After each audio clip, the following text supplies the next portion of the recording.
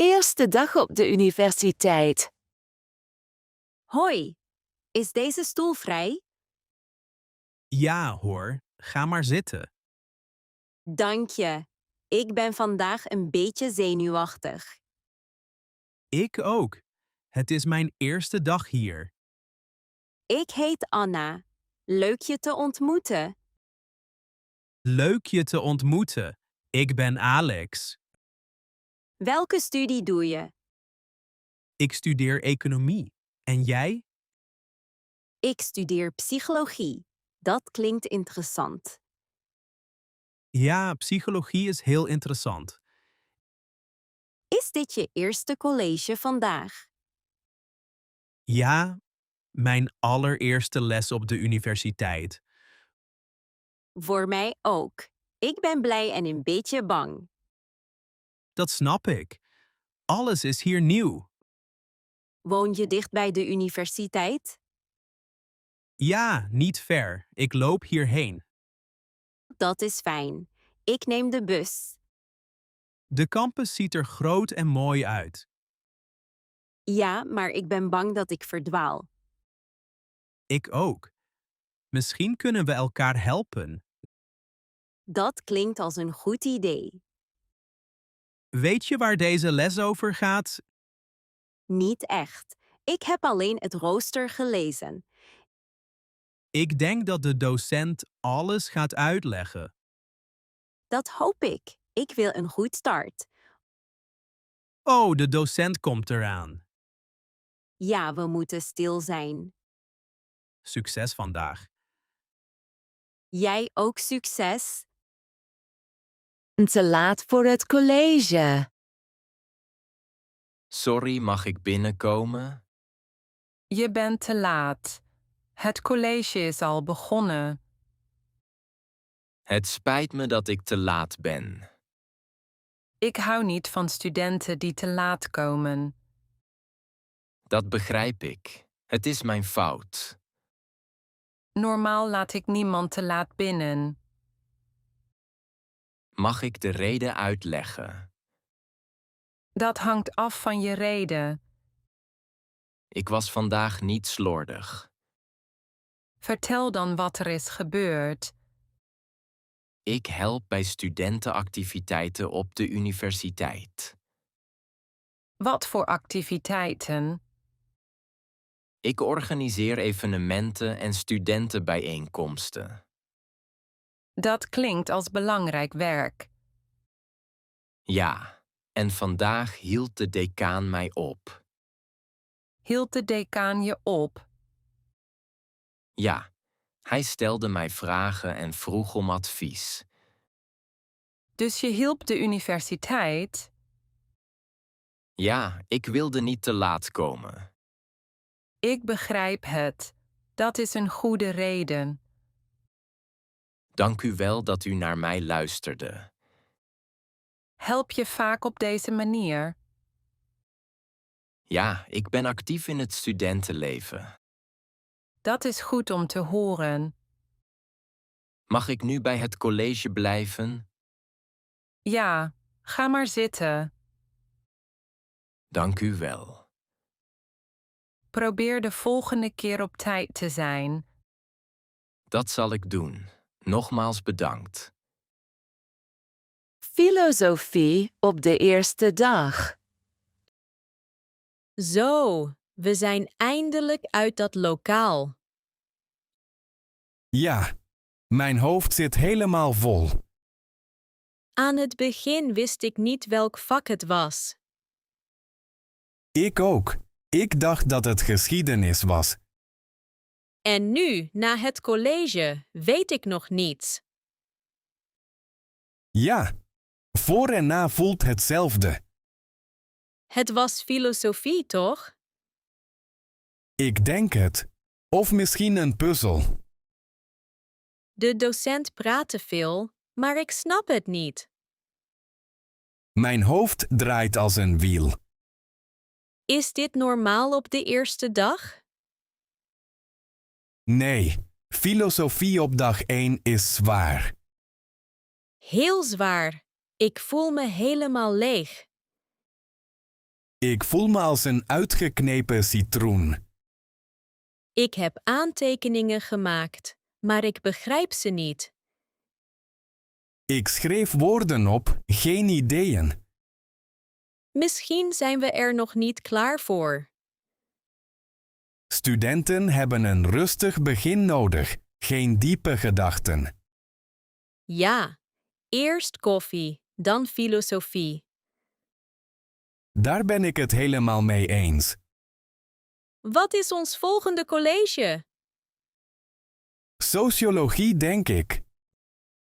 Dat klinkt menselijker. Daar gaat het tenminste over echte mensen. Ik hoop dat ik deze keer iets begrijp. Ik ook. Ik heb vandaag echt even een succesje nodig. Kom, we blijven positief. Ja, nieuwe les, nieuwe hoop. Alsjeblieft, vandaag geen filosofie meer. De deadline komt dichtbij. Sorry, mag ik een vraag stellen? Ja, maar kort graag. Ik heb het druk. Ik wil mijn verslag vandaag inleveren. Vandaag is niet de laatste deadline. Dat weet ik, maar ik ben al klaar. Ik verwacht dit werk pas op donderdag. Donderdag? Dat is al snel. Ja, je hebt nog een paar dagen. Waarom kunt u het nu niet aannemen? Omdat het werk nog niet goed genoeg is. Niet goed genoeg. Ik heb er hard aan gewerkt. Ik heb je verslag al bekeken. Echt? Wat is er dan niet goed? Je moet een paar delen verbeteren. Welke delen precies? Dat moet je zelf zien. Maar ik heb wat hulp nodig, alstublieft. Op de universiteit moet je zelfstandig werken. Ik snap het, maar ik ben nu in de war. Lees je tekst nog eens heel goed. Moet ik de vorm of de inhoud veranderen? Denk aan structuur en duidelijkheid. En donderdag is de laatste dag? Ja, donderdag is echt de laatste deadline. Is er daarna geen extra tijd? Nee, deadlines zijn hier streng. Goed. Ik ga het werk verbeteren. Goed. Ik wacht erop op donderdag. Dank u, ik doe mijn best. Geschiedenis studeren. Of toch niet? Ben je klaar om geschiedenis te studeren? Klaar om te zitten? Ja. Klaar om te studeren? Nee. Ik ook. Mijn boek is heel zwaar. Geschiedenisboeken zijn op veel manieren zwaar. Waarom moeten we oude oorlogen kennen? Ja. En al die oude jaartallen doen pijn aan mijn hoofd. Wie geeft er om die generaal? Hij nam een stad in een oud jaar. Was het 1500 of 1600 of gisteren? Ik denk dat het op een maandag was. Goed antwoord. De docent zal trots zijn. En wat is dat voor rare wet? Die is gemaakt omdat iemand zich verveelde. Zo klinkt geschiedenis een beetje gek. Ja, maar het examen is echt serieus. Helaas maakt het examen geen grapjes. Misschien moeten we nu stoppen met grapjes. Je hebt gelijk. Laten we het boek openen. Oké. Pagina 1 ziet er eng uit. Pagina 2 ziet er nog erger uit. Maar als we samen lezen, helpt het. Ja, 2 hoofden zijn beter dan 1. Laten we beginnen met het eerste hoofdstuk. Langzaam en zonder grapjes. Je afgesproken. We studeren 30 minuten. En dan een pauze met iets lekkers. Dat klinkt eerlijk en slim. Oké, ik ga me nu concentreren. Ik ook. Geschiedenis, wij zijn er klaar voor. Voor het examen. Hallo, mag ik u iets vragen? Ja. Ga zitten. Ik ben zenuwachtig voor het examen. Dat is normaal voor studenten. Zijn de onderwerpen erg moeilijk? Nee. Je kent alle onderwerpen al. Echt? Dat klinkt goed. Ja. Je moet ze alleen uitleggen. Hoeveel vragen komen er? Een paar. Niets bijzonders. Moet ik meer op bepaalde thema's letten? Let op de hoofdideeën, niet op details. Mag ik aantekeningen meenemen? Geen aantekeningen, geen spiekbriefjes. Natuurlijk, dat begrijp ik. En kom niet te laat. Ik kom op tijd. Goed, dat is belangrijk. Ik voel me nu al gestrest. Probeer je niet te veel zorgen te maken. Wat is uw beste advies? Slaap goed voor het examen. Is slaap belangrijker dan studeren? Ja, een fris hoofd werkt beter. Dat klinkt logisch. En geloof in jezelf. Dank u. Nu voel ik me rustig. Goed, je bent er klaar voor. Ja, alles is nu duidelijk. Dag van de examenuitslag. De examenuitslag is bekend. Echt? Mijn hart klopt snel. Ik ook. Examens zijn altijd spannend. Ik heb veel gestudeerd en hoopte op meer. Ik heb niet veel gestudeerd en was bezorgd. En welk cijfer heb je gekregen? Ik heb een goed cijfer. Ik ben verrast. Wauw, gefeliciteerd. Dat is goed nieuws. Dank je. Ik verwachtte iets slechters.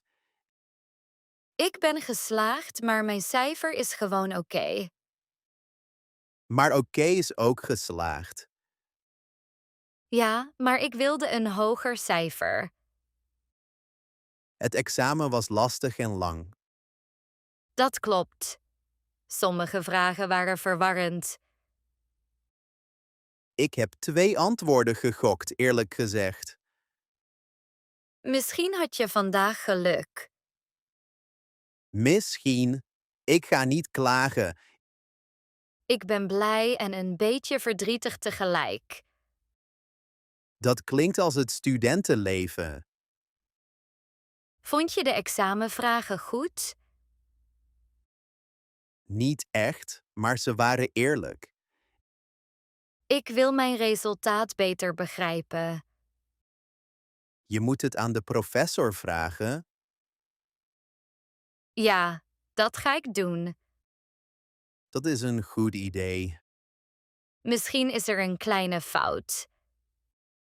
Ik hoop dat het lukt. Dank je. En geniet van je goede cijfer. Dat doe ik. Succes met het gesprek met haar. Meer tijd vragen. Sorry, professor. Mag ik met u praten? Ja, wat is het probleem? Ik maak me zorgen over mijn essay. Je hebt het vandaag niet ingeleverd. Ja, dat weet ik. Het spijt me heel erg. Waarom ben je te laat? Er is thuis iets onverwachts gebeurd. Was het ernstig? Ja, ik moest mijn familie helpen. Ik begrijp het. Dat kan gebeuren. Ik had niet genoeg tijd om het af te maken.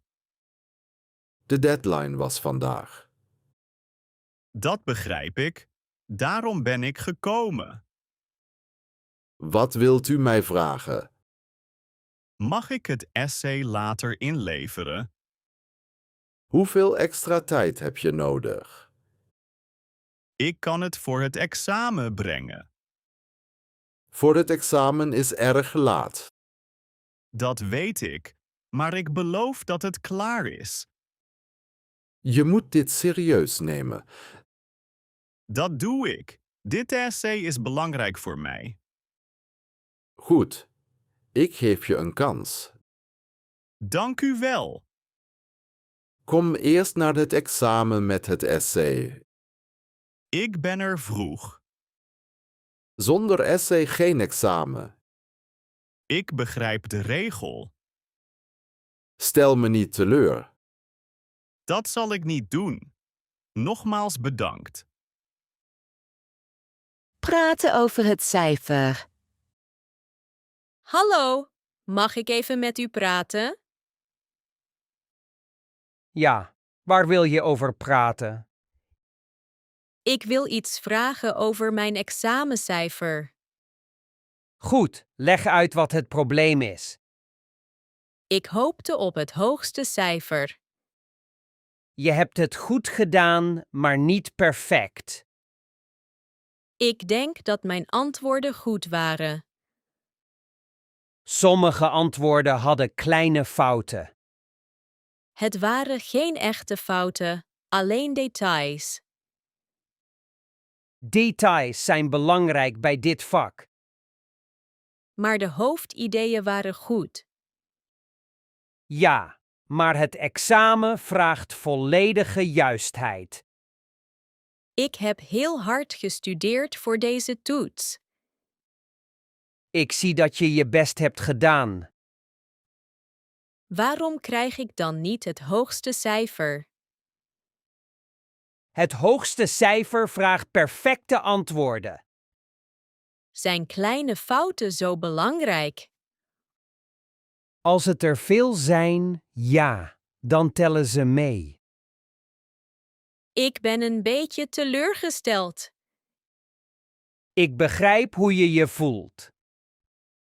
Kan het cijfer nog worden veranderd? Nee, mijn beslissing is definitief.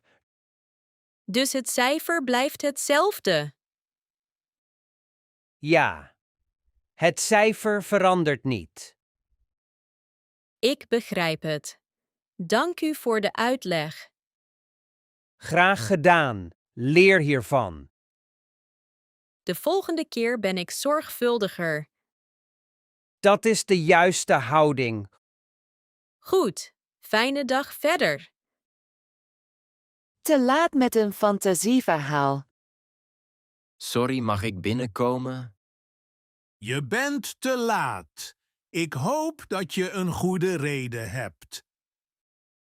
Ja, meneer, het is heel bijzonder.